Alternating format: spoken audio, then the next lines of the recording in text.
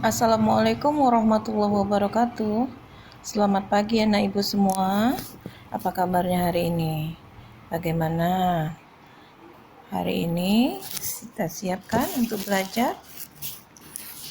Hari ini ibu sudah bagikan buku kamu, tema 1, selamatkan makhluk hidup. Coba kita baca di halaman yang pertama.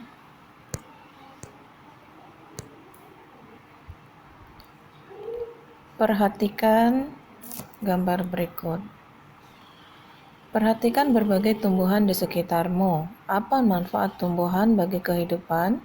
Ayo kita cari tahu. Ya, coba perhatikan gambar berikut. Setelah kamu memperhatikan gambar, buatlah 2 pertanyaan mengenai tumbuhan sebagai sumber kehidupan. Tuliskan di buku tulismu. Sekarang, ayo kita membaca. Setelah mengetahui manfaat tumbuhan bagi kehidupan, Edo ingin belajar lebih jauh mengenai perkembangbiakan tumbuhan. Cermati kisah Edo berikut ini. Liburan sekolah telah tiba. Edo mengunjungi paman di desa. Dia seorang petani jagung.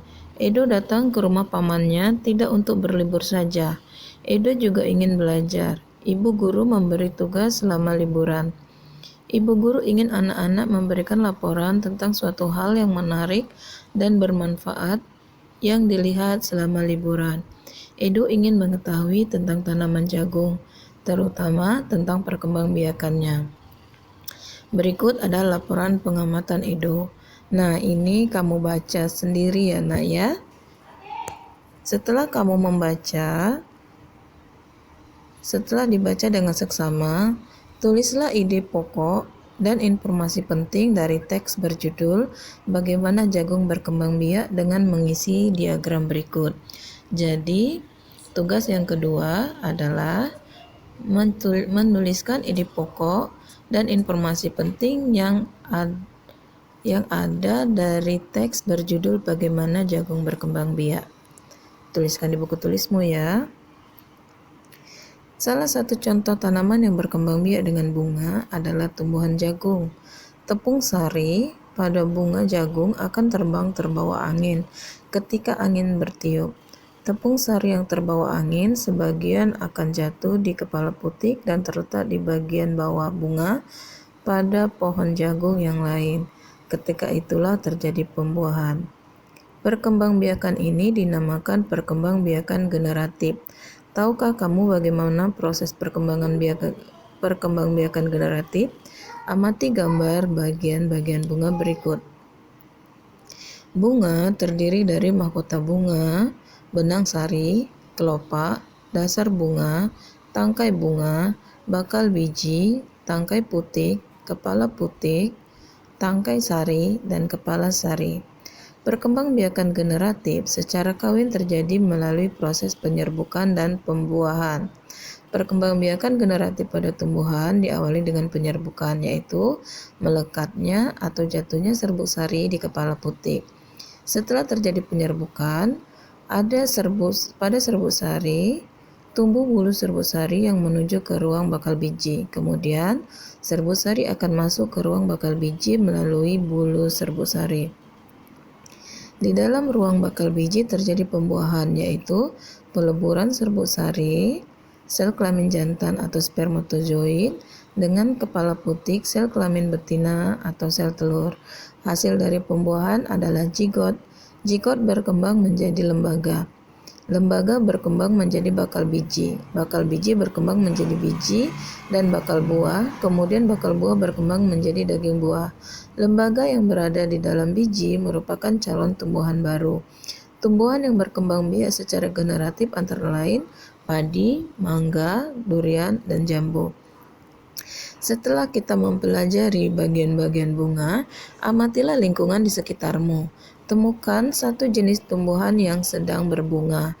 Gambarkan bagian-bagian bunga dan tuliskan cara penyerbukannya pada kolom berikut. Jadi, tugas yang ketiga adalah menggambarkan bagian bunga dan tuliskan cara penyerbukannya pada kolom berikut. Kemudian cari informasi dan tuliskan pada tempat yang disediakan. Coba bayangkan seandainya tumbuhan tak berkembang biak, apa yang terjadi? Bunga yang indah bukan hanya tumbuh di Indonesia. Negara-negara lain seperti negara tetangga pun memiliki bunga yang cantik karena kondisi geografis yang hampir sama. Bunga yang tumbuh tak jauh berbeda jenisnya. Perhatikan jenis bunga yang tumbuh di negara-negara tetangga. Bunga kembang sepatu tumbuh di Indonesia dan Malaysia. Bunga ini dapat digunakan sebagai pewarna. Di Malaysia, bunga kembang sepatu dinamakan bunga raya dan merupakan bunga nasional. Perhatikan bunga Kamboja pada gambar di samping. Bunga ini sering digunakan dalam perlengkapan tari di Bali. Dor campa atau bunga Kamboja dapat ditemukan di Indonesia dan Laos. Di negara tersebut, bunga ini digunakan untuk dekorasi upacara keagamaan dan menyambut tamu. Malaysia, Laos, dan Indonesia hidup berdampingan. Meskipun berbeda negara, namun ketiganya memiliki persamaan dalam kehidupan sosial dan budaya. Masih banyak negara lain yang memiliki kesamaan. Oleh sebab itu, mereka menggabungkan diri dalam satu organisasi yang bernama ASEAN, yaitu Persatuan Negara-Negara Asia Tenggara. Berikut adalah 10 negara ASEAN. Indonesia, Singapura, Kamboja, Thailand, Myanmar, Laos, Vietnam, Malaysia, Filipina, dan Brunei Darussalam. Untuk menambah wawasanmu tentang ASEAN, bacalah informasi dengan seksama. Dibaca ya anak ibu. Kehidupan sosial budaya masyarakat ASEAN. Kampung Anyer adalah desa kampung terapung di Brunei Darussalam. Tahun 1400, Kampung Anyer sempat menjadi pusat pemerintahan. Saat ini banyak penduduknya yang memiliki perahu pribadi yang disimpan di bawah rumah mereka. Budaya Brunei banyak dipengaruhi oleh ajaran Islam. Mayoritas penduduknya adalah orang Melayu. Kata Brunei berasal dari kota Nah Baru yang diucapkan oleh Awang Alak Betatar, penemu negara ini. Kota Darussalam berarti tempat yang damai dan rumah keamanan. Dalam percakapan menunjuk dengan jari telunjuk dianggap kasar. Secara tradisional, orang Brunei tidak berjabat tangan dengan lawan jenis. Melepaskan sepatu adalah kebiasaan umum orang Brunei sebelum memasuki rumah orang lain. Nah, untuk kebudayaan yang lain, kamu bisa baca sendiri di buku kamu. Ya. Selanjutnya, bagaimana dengan kehidupan dan budaya Indonesia? Diskusikan budaya dan kehidupan sosial masyarakat Indonesia dengan temanmu. Kamu dapat menemukan tambahan informasi melalui gurumu atau buku bacaan di perpustakaan. Ayo menulis.